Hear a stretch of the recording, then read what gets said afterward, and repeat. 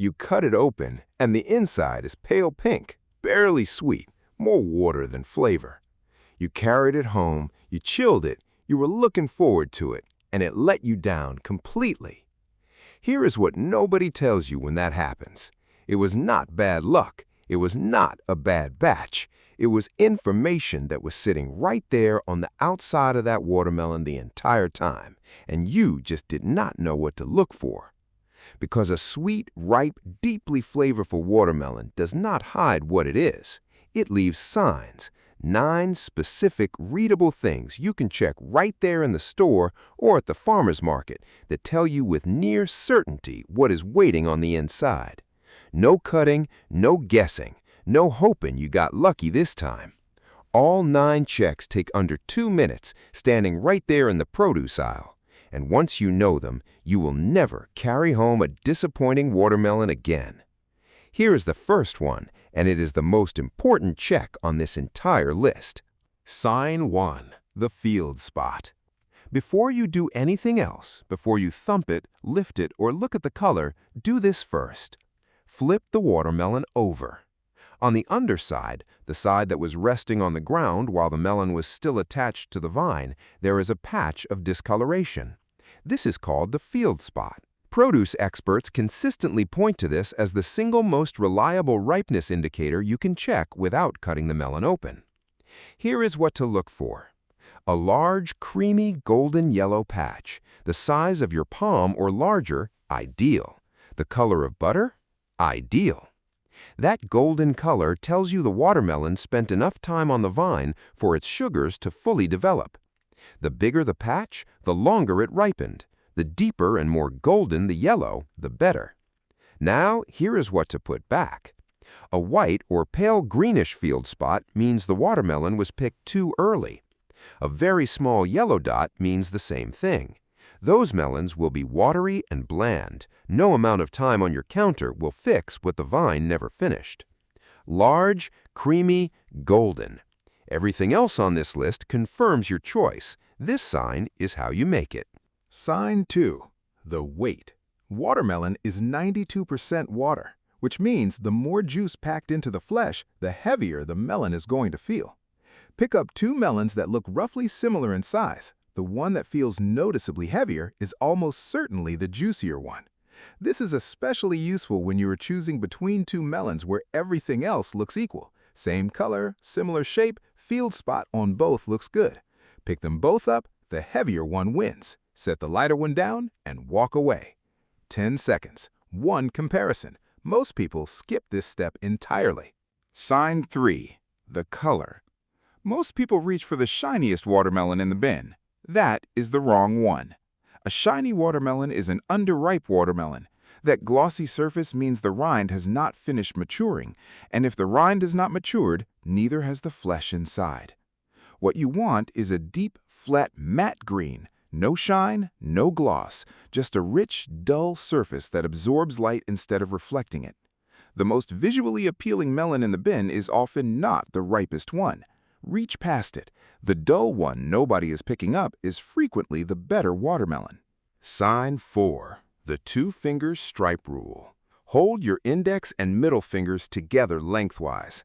Place them across one of the dark green stripes on the watermelon, in the space between 2 lighter stripes. If both fingers fit within that dark green stripe, the watermelon is ripe.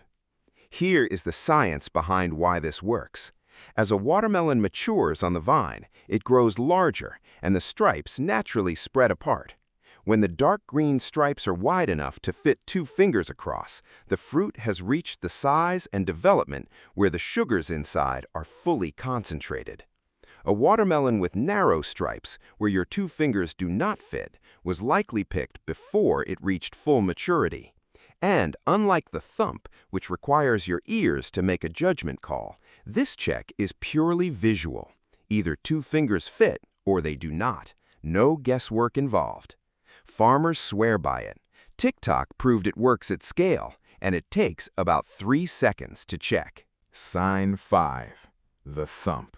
You have seen this in the produce aisle. Someone walks up to a watermelon, gives it a knock with their knuckle, nods like they know exactly what they heard, and puts it in the cart. Most of them are guessing. Here is what the sound actually means. A deep, resonant knock, like tapping a wooden table, means the flesh inside is ripe and full. That is the sound you want. A high-pitched sound, like tapping a solid countertop, means the melon is still underripe and dense. A flat, dead sound with no resonance may mean the melon is overripe and the flesh has started breaking down inside. You want the deep, resonant knock in the middle. One honest note. Experts say the thump on its own is the least reliable check on this list.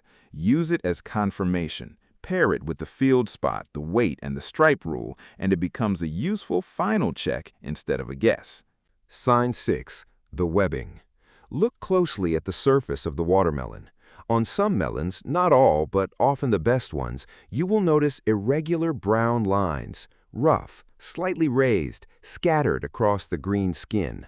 Most shoppers assume this is scarring or damage. They put it back. They reach for the clean-looking one. That is the wrong move. That brown webbing is the physical mark left by repeated bee pollination on the flower that became this watermelon. The more times bees visited that flower, the more sugar was pushed into the developing fruit. Those rough lines are the visible result of that process. More webbing means more bee visits. More bee visits means more sugar. More sugar means a sweeter watermelon. The melons covered in rough, imperfect webbing are very often the sweetest ones in the entire bin. Most people walk right past them. You should be picking them up. Sign 7. The shape. This one is quick and easy, and most people never think to check it. A ripe, evenly developed watermelon will be symmetrical, consistently round or oval, with no irregular bumps, flat spots, or lopsided sections. An uneven shape usually means the watermelon experienced inconsistent conditions while it was growing. Uneven water, uneven sun, stress at some point during development. When growing conditions are inconsistent, ripening is inconsistent. Some parts of the fruit develop normally, others lag behind. The result is a melon that may taste different from one end to the other and rarely delivers the consistent sweetness you are looking for. Two melons, same field spot, similar white. One is round and even, one has a flat side and a bump. Take the round one. Consistent shape means consistent growing conditions means consistent sweetness throughout. Sign 8. The smell. Pick up the watermelon. Find the stem end, the flat spot on top where the stem was attached. Bring it to your nose. Smell it. A ripe watermelon has a faint but real scent right at that spot. Think of the gentle, sweet smell of a ripe cantaloupe, that soft, almost floral sweetness. Now imagine that same scent, but quieter and more subtle. That faint sweetness is what you were looking for. Nothing at all, the sugars have not developed enough, not ready. Something off, sour or fermented, the melon is past its peak, put it back. Sweet and faint, ripe.